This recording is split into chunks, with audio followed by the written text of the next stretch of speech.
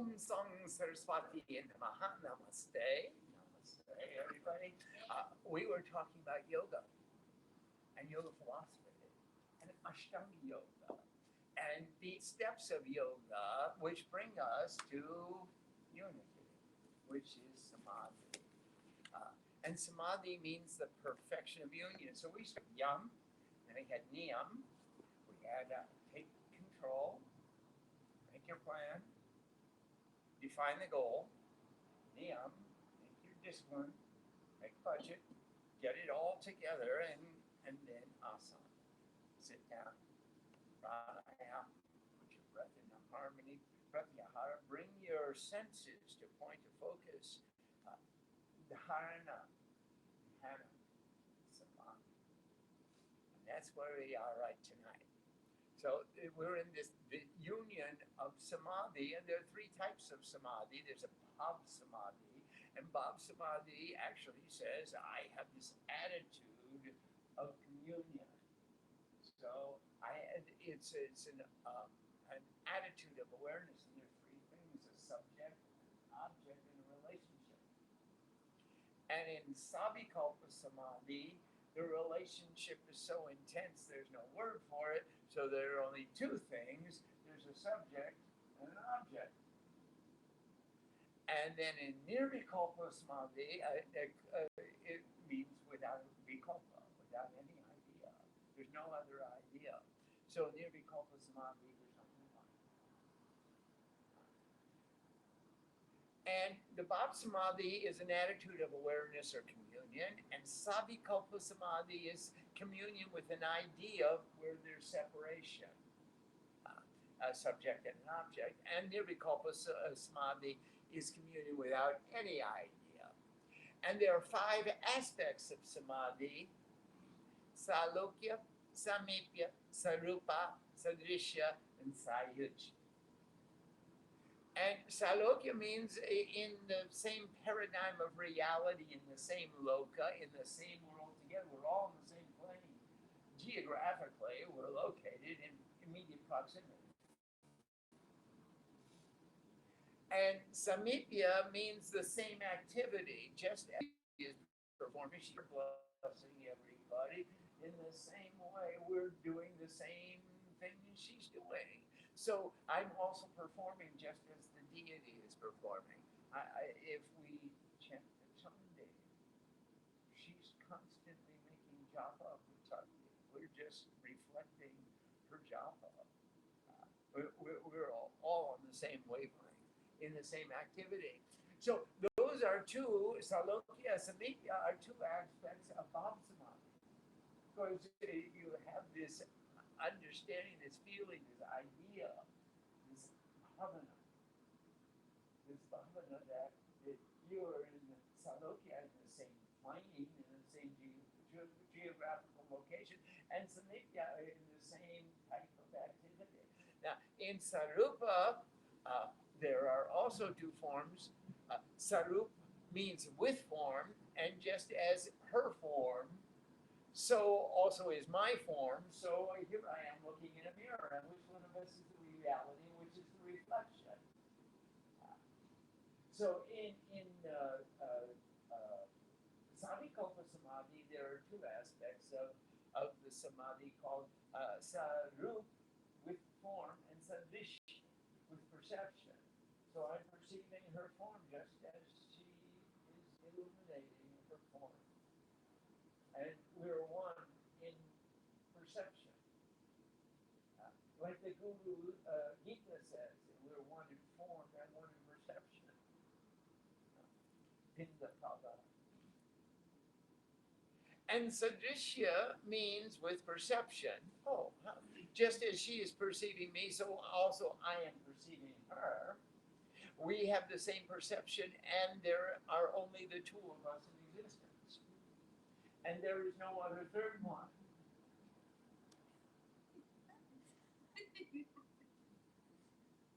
Sometimes.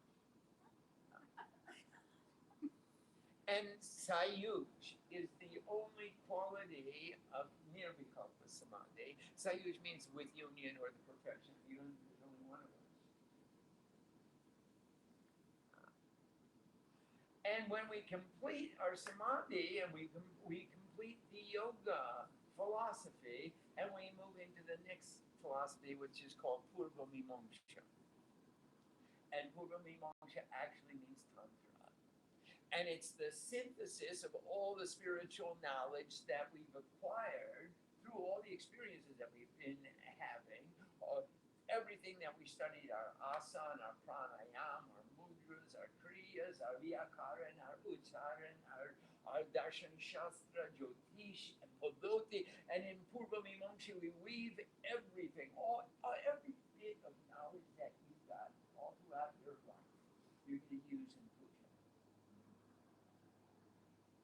Sometimes you have bad experiences and you learn what you don't want to do. So you're using it in the puja through exclusion, by excluding that. And sometimes you learn things that do work for you. Like Jnana was saying, I learned in this anustan that if I spread my knees a little bit wider instead of keeping ankle over ankle in Sindhasana, I could go to the swastikasana and I could sit for longer periods of time more comfortably. And therefore, his learning process it's accruing. It's on an accrual basis, and it keeps growing and growing and growing. Everything adds to the edification of yourself. And Tantra actually means to weave, like a weaver weaves the warp and the woof of the cloth, and the weaving together of the various forms of knowledge into one discipline. And that's what we're doing as we're studying this material, as we're practicing these pujas, as we're learning to sit, we're learning to breathe, we're learning to chant, and then we're weaving all of this experience into the understanding of the scriptures. And we're using that as the context through which we're viewing, how do I use this stuff? Is this stuff really useful to me? Am I just memorizing facts and figures from thousands of years ago, things that the rishi said that might be important to you? Or is this really something that has value to me? And I can weave it into a tapestry of my experience. And that's what Purva Mimamsa does. It takes all the 36 principles of Tantra. Now we have the 24 principles of Sankhya. Now we're moving into Tantra and we have 36 principles. So let's talk about the 36 principles. From the beginning, it's Sadasiv and Shakti. And they are two unique and distinct principles. Sadashiv is pure consciousness, and Shakti is pure energies. And they are united as one because Shiva can't be taken away from Shakti, or you can't take Shakti out of Shiva, because then neither of them exist. But they're spoken of as individuals, even though they're one. It's like the heads and the tails of a coin. You can't really have a coin without heads or tails. It's got to have both sides to it. In the same way, we've got to have Shiva and Shakti in every element of existence, from Brahma to a blade of grass. There's all Shiva Shakti. And then comes Ishwar. And Ishwar is the principle of union between Shiva and Shakti. When we know that the two of them are in union, we knew they were separate, and now they came together to become Ishwar. And she's also called Ardhanishwara, which is both male and female. And very fun. It could be Ardha Nar Ishwar, which is half male, the supreme divinity, which is half male, or it could be Ardhanari Ishwar. The Sandhi Vichad works in both directions. So it could be half a woman, the Supreme Lord is half a woman, or the Supreme Lord is half man. All right. Well, I thought it was interesting. And then comes Shuddha Vidya. And sometimes Shiva just sits there trying to open his eyes, and he has an idea. I think there may be something outside, separate from that, what's inside. I can't quite make it out, but I have a feeling there's something out there, like creation. And Shuddha Vidya is called pure knowledge. It's the picture of Shiva with his eyes just barely starting to open. And Shiva says, I have a feeling there is something else out there other than me. So in addition to infinite consciousness, he has this intimation that maybe that Ardhanari is out there too, the form of consciousness, the container of consciousness, the limitation of consciousness, which makes consciousness to have a relationship. And then he opens his eyes all the way and he says, there is something out there. And it's called Maya. And Maya is the next principle, and she is different from me. She is. I am Shiva, and there she is, the Divine Mother, the measurement or limitation of consciousness. Now, in Kadi Vidya, we talk about the three kinds of Maya. Ka'e-ilahe, the Maya of Tantra, which is the many of us having a relationship with the one of her. And the one of her having a relationship with the many of us. And in that main way, Maya means the illusion. Because we're seeing many. The many are reacting to the many. We're all playing together, forgetting about God. And the Maya of Shankya is the many relating to the one, and the one relating to the many.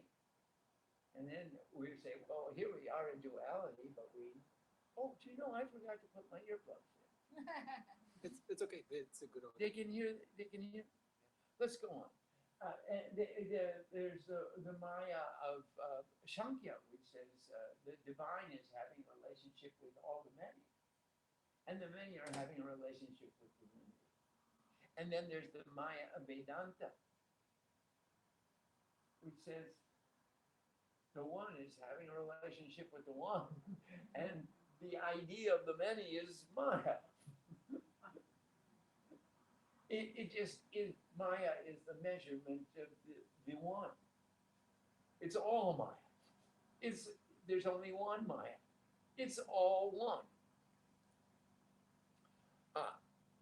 Now, this Maya is perceived through 5 kanchukas, and there are limitations or modes of perception.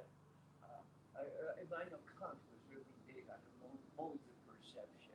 He wrote in his treatise of pure logic that the modes of perception are so very different from the thing in itself.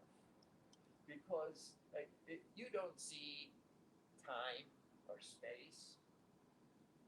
You see the space between two things. You never see the space. You see the time that it takes from this position to that position, but you don't see time in itself, all by itself. You see time as a way of perceiving events in the world. So we have 5 kanchukas, 5 limitations or modes of perception: kal, niyati, raga, vidya, and kala. And time and space, and raga is an activity of being or becoming. So there's something that every object of existence is striving to manifest its ultimate dharma. So here is the raga, is saying that what is it? It's evolving. What is it evolving to? What is its ultimate state of perfection? Where's its goal? Where's its aim? Where is it going to? Vidya, it has some knowledge, plus knowledge or minus knowledge, but it does have some knowledge. And kala, it has an attribute. It can be, the attributes can be defined. So these are the ways of perceiving things. Now, the first 10 principles from descending order, we start with Sadashiv and Shakti, and then we got to Ishwar, the union between them. And then Shubhvidya said, I think there's maybe some more creation outside of this. And then Maya is the measurement of that consciousness, the measurement. Actually, Ma means to measure.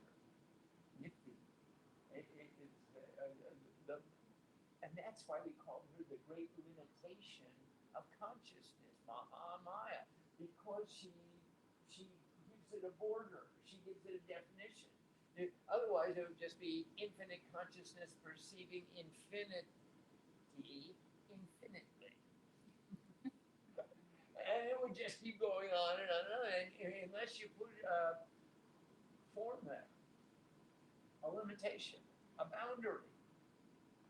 Then you can't find where does the consciousness begin and where does it end. And that's why we have Ishwar and Shudvidya and Maya. And then we have 5 Kanchukas, Kal, Jnati, Rag, Vidya, and Kala. And that's time, space. Aristotle has a beautiful word for that, raga. He called it intelligence. The inner urge to become something more. Intelligence. You just have to evolve. It's in your nature. You got to be. I mean, you didn't come out of your mama's tummy and then stay the same size. You just started growing and growing and growing until you got old and started shrinking and shrinking. But you had to become something different. That intelligence, that raga. And then, of course, there's vidya, there's knowledge, and you do things with knowledge or you do things with the absence of knowledge, but knowledge is present. And then kala, there's an attribute to what you're doing. You may do it in sattva, you may do it in rajas, you may do it in tama, you may do it from selfishness, you may do it from selflessness. There's some kind of attribute to your actions, even as you grow. Those are the first 10 principles in descending order, and that is the body of Purush and Prakriti. So Purush is the individual soul or the individual consciousness, what Sadasiv is to the infinity of creation. Purush is to the Bhakti, as compared with the Shimashti. So Shiv is the universal consciousness, and Purush is the individual consciousness. And Prakriti is the embodiment of nature, and Shakti, Mahashakti, is all of nature. So here's Prakriti. We wrote that book, Prakriti, before becoming this, Prakriti. And that, what was before becoming this? I mean, there had to be something. Something does not evolve from nothing. So what we call is the moon Prakriti is the imperceptible something that was there in its infinite, ununited state. And then maybe there's a Big Bang Theory, or there's a cosmic boom, or where something becomes manifest. And that's the Prakriti, the embodiment, the manifestation of nature. And now we have the Antakaran, the inner cause. And the next 4 principles together called the inner cause. And that's ahankar, that's the sense of I, and chitta, buddhi, and man. So man is all your subjective thoughts, all the adjectives and adverbs of your experience. Buddhi is objective thought, all the nouns and verbs of experience. Chitta is all thought, the subjective plus the objective, everything you got stored in your cosmic brain. It's all part of the tip. And that gives birth to ahankar, which is a sense of I. And that means I'm thinking, I think, therefore I am. Cogito ergo sum. So as long as I think, either subjectively, objectively, or both, I am. Well, ahankar is the ego sense of I, and it's different from being a big egotist. Ahankar means I. It doesn't mean I am such a self-conceit or self-deprecation or I don't have qualification for it. Just the sense that I am separate. It means that I have ahankar. And chitta is the totality of all cognition, comprised of buddhi and man. And buddhi means objective knowledge, or what is all the nouns and verbs of experience. And man, on the other hand, is subjective knowledge, or what we think about things. So man comprises the adjectives and adverbs. So if I say this is a book, that's buddhi. If I say this is a good book, that's man. Well, the good is man, and the book is buddhi. And the whole thing, because I know the guy who wrote the book, means I got ahankar. And that's all put it together is my chitta. So buddhi says this is a book, hey? And man says this is a good book. And the good is the interpretation of man. And both together are chitta, objective and subjective experience, the world as it is, the world as we think it to be, and our relationship to it. Hey, this is really going to teach us a lot about looking at our relationship to the world. And how do I think it is? What is it really? That would be really good information for us to have, especially if we could call upon it in times of stress, when we're confronted with a circumstance or situation where we feel that we want to give an emotional response. If we could just think for a moment, wait a second, how much is this my interpretation, and how much of this is the reality? And then we can maybe control our emotional responses and design a response which will take into consideration what our goal is. What do I want to get from this interaction? Do I want to prove how right I am? Or do I want to just blow up and let off steam, prove how wrong you are?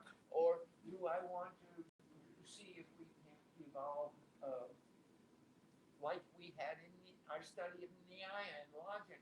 We had a thesis, an antithesis, and a synthesis in a syllogism, which made us compromise. So do I want to be right, or do I want you to be wrong, or do I want to find a compromise so that we both get what we want and everybody's happy and we go on our merry way? Understanding buddhi and understanding man is going to help us to have that kind of discrimination. Well, the next 20 principles define the gross world and our relationship to it. And those are the same 20 principles that we studied in Sankhya philosophy. So let's briefly review them. They're the 5 ton mantras are the objects of sense. So the eyes have sight, the ears have sound, the nose has smell, the tongue has taste, and the skin has feel. Those are the products of the Gyanendriyas, the organs of knowledge. And the Mahabhuts, we have the Kshiti, Aptej, mortar, bone, earth, water, fire, air, and ether, the 5 essential elements of existence, because without these 5, no form can exist. And then we have the Gyanendriyas, the eyes, ears, nose, tongue, skin. and the karmendriyas, the upper appendages, lower appendages, tongue, reproductive organs, and anus. And these principles disclose how divinity descended into manifested existence. So we had Shiva and Shakti. And then they got together and became Ishwar. And then there was Shuddha and Maya. And then that Maya gave birth to Purusha and Prakriti. And then that Prakriti had 24 principles and 24, and we get the 36 principles coming into the creation. So these principles disclose how divinity descended into manifested existence. In order to go back to that origin, we must return by the same path. So we're going to reverse the process. And that's just what we're doing. Asana, pranayama, annamaya kosh, pranamaya kosh, monomaya kosh, vijnanamaya kosh, anandamaya kosh. We're going to control the organs of action, annamaya kosh. But because they're the ones that interact with the outside world. And then we're going to control the karmendriyas, then the gyanendriyas, the organs of knowledge, our eyes, ears, nose, tongue, and skin. And recognize the 5 elements of existence and their 5 objects of perceptions that earth, water, fire, air, ether, sight, sound, smell, taste, and feeling. And then let your energy climb the chakras, put the 20 principles into the balance of harmony. Now put Mon, Buddhi, and Chitta into balance. I don't have any more opinions. I have nothing to see but you. And this control the ego ahamkar. See, she cuts it right here. She puts it there, hands it to Kali. And then this is the body of Prakriti, the body of nature expressed through the individual perceived by the Purusha. Purusha is perceiving Prakriti. In both males and females, Purusha consciousness is perceiving nature. And the Purusha has been perceived in time, space, activity, knowledge, and with attributes. Kal, Jnati, Raga, Vidya, and Kala in the 5 Kanchutas. And by moving beyond these modes of perception, which constitute the 31 principles, we move into Maya. We see Shiva in Shuddha, and then faintly aware that there is another outside, and let him close his eyes. And then we see Ishwar next, and then Sakti and Sadashiva. And these are the 36 principles, which are the paths to absorption in the young man. So just briefly, one more time to review, we're going to control the 5 organs of action, karmendriyas. We're going to control the gyanendriyas, the 5 organs of knowledge. Eyes, nose, ears, mouth, tongue, and skin. Then we're going to see that all the external perception is really comprised of 5 elements: earth, water, fire, air, and ether.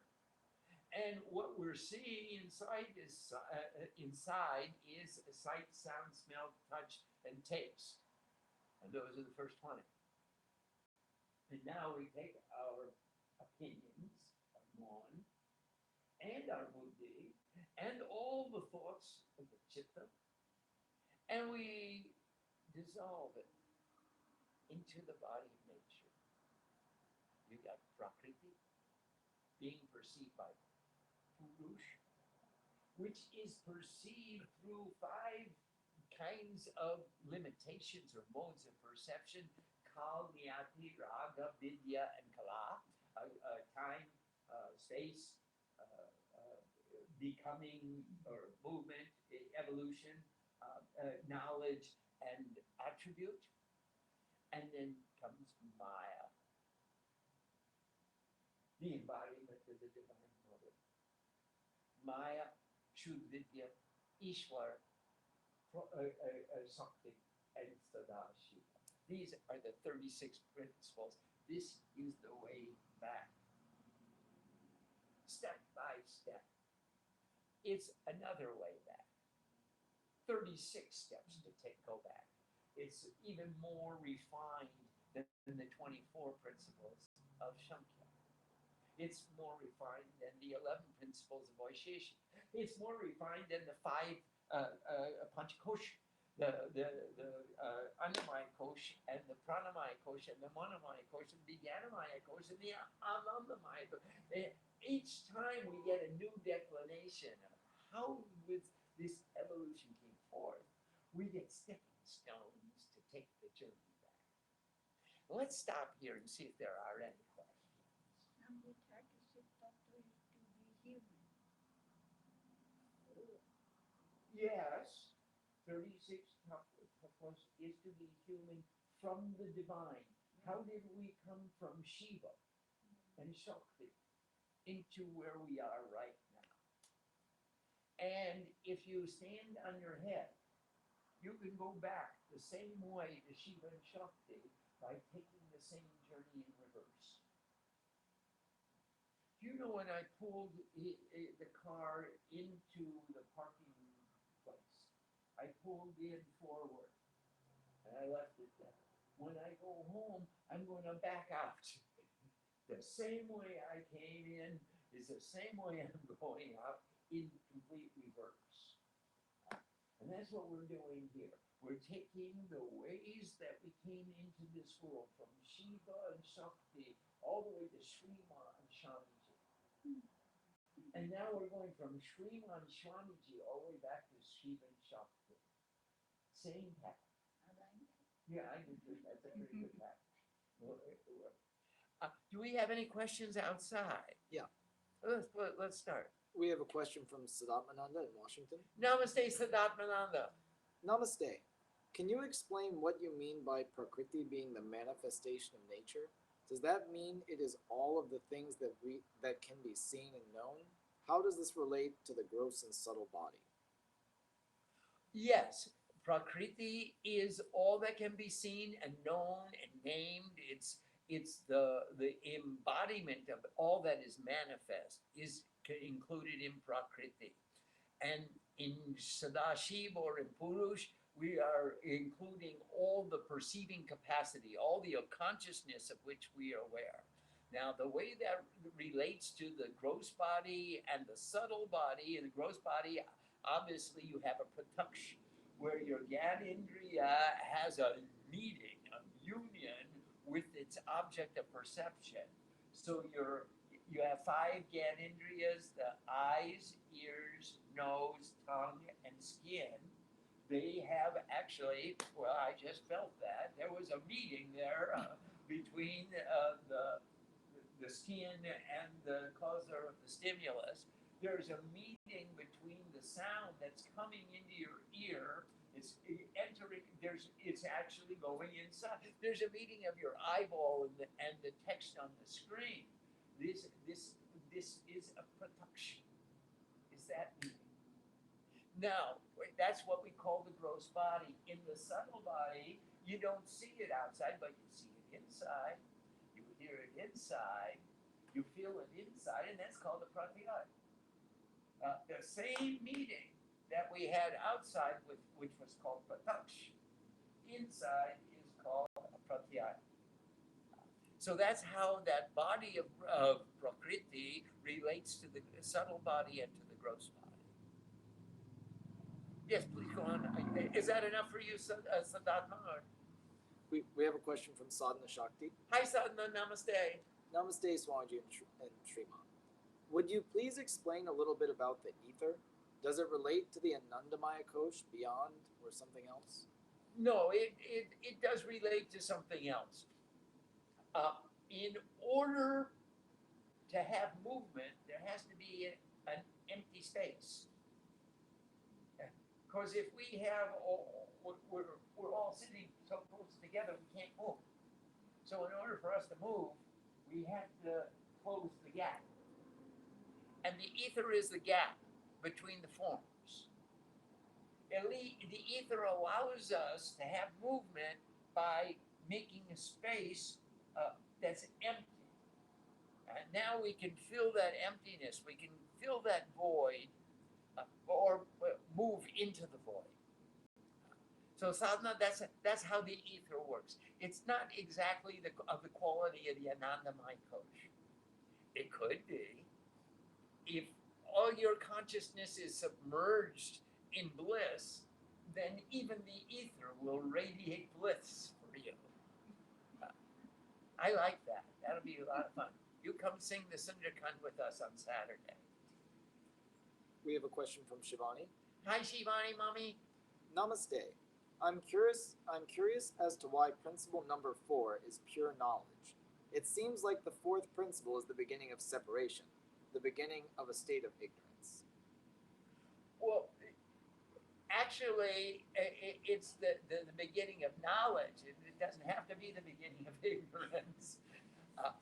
When Shiva opens his eyes and says, I believe that there is something other than Shiva in this existence, that's pure knowledge. That something other than Shiva is not demonstrable, it's not definitive, it is nebulous. He does say there is a unique possibility or probability that there's something other than me, but I can't name it. And I have no need to. I'm content with the knowledge, Shuddh Vidya.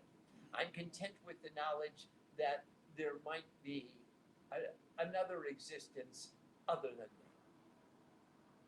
When he opens his eyes and he says, oh, Maya, I see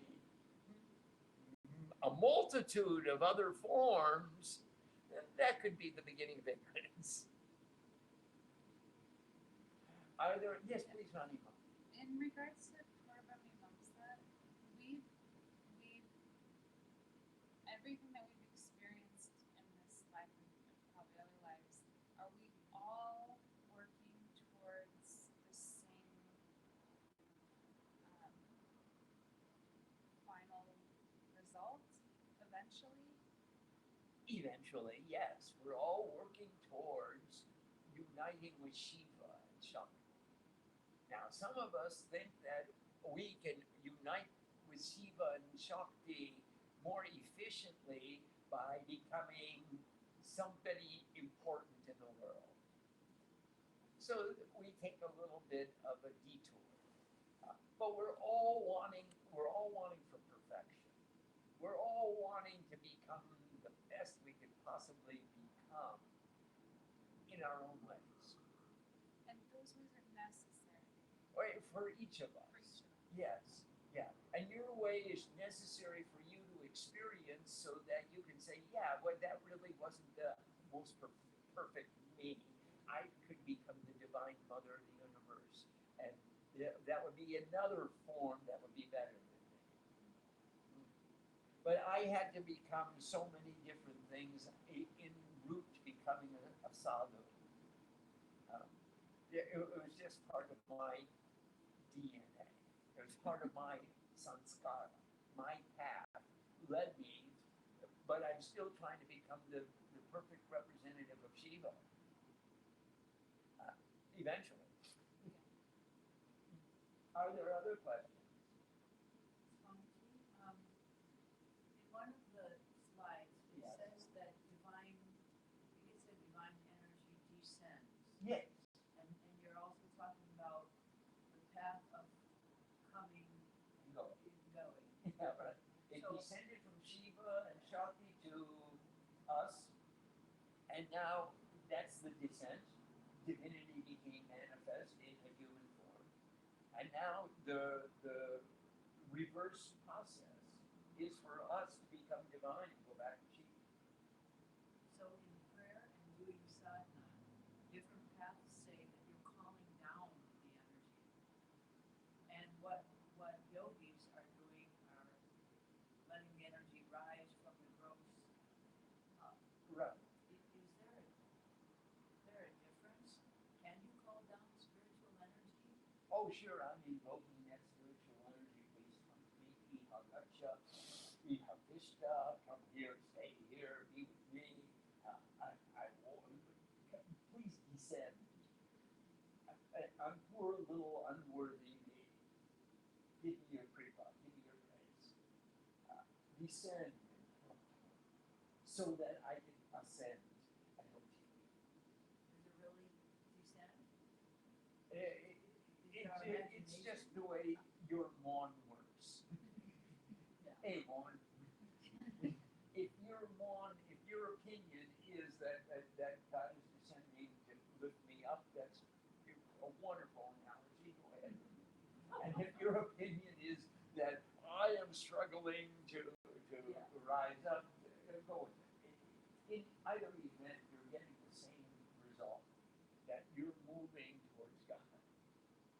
Whether you think God is coming down to you, I think God's coming down. I call her in the puja and I say, come here. I'm pulling you down and putting you on my yantra. And taking that yantra, putting a flower, putting my heart. I'm going to wrestle with you. I really want you.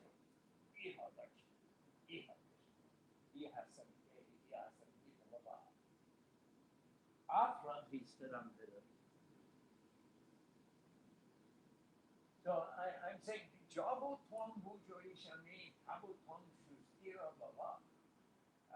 Just as long as I worship you, you sit still, don't move. Don't get off that yantra, mama. Yeah. Well, we sat for 10 hours the other day, Ronnie and Adekyananda, and they sat still. And they made a deal with the mother, as long as she'll sit still, they'll sit still. And they did. Wow. Very, very other graceful. Very, very nice. That you made such some kalpa with mother. That Jabo Tombu Jaishami. As long as I'm sitting here worshiping you, please don't, you got no place else to go. I know there are thousands and thousands of devotees all around the world calling for her to come down, but Mom, look at what we're doing. We're not just saying, hey, come down to little old unworthy me. We're saying, I'm going to make myself worthy. I'm going to hold my knees still until just as long as you're going to come down and stay with me. Well, that's pretty definitive. That's emphatic. Yes, please. We have a question from Siddharth. Hi, Siddharth. Namaste. Namaste. Isn't Maya under the control of Purush? Why is it that Purush feels there is something else?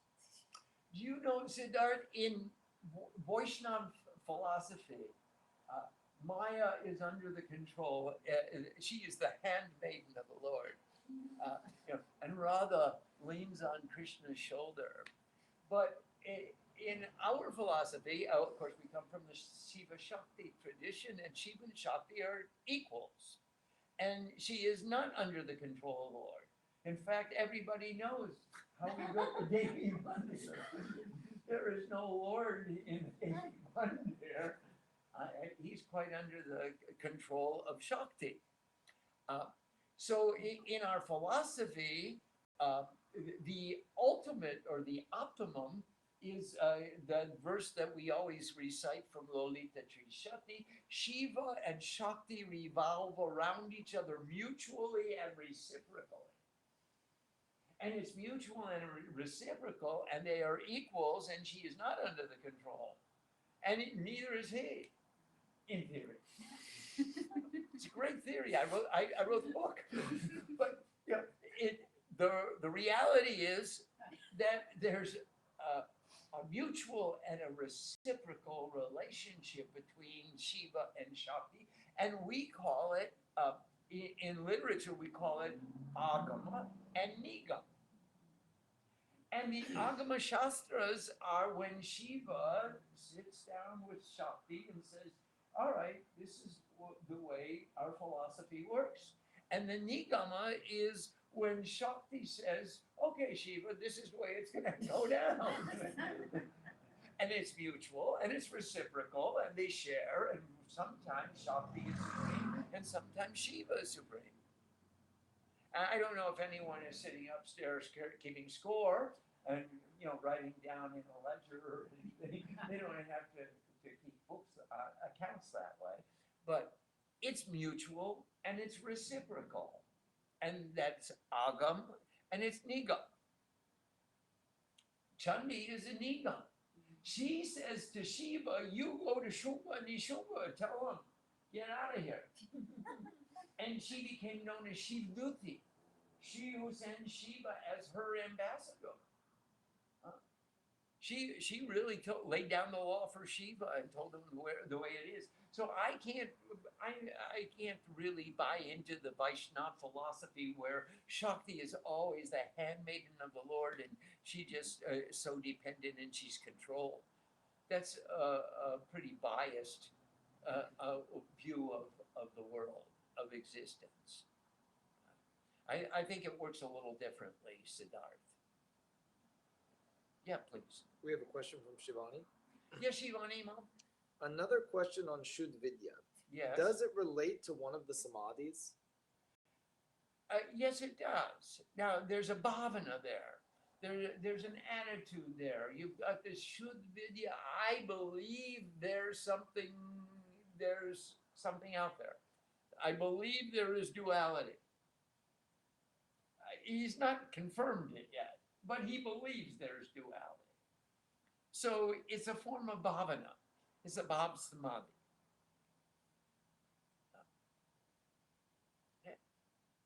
Does anyone have any more questions? Yes, please.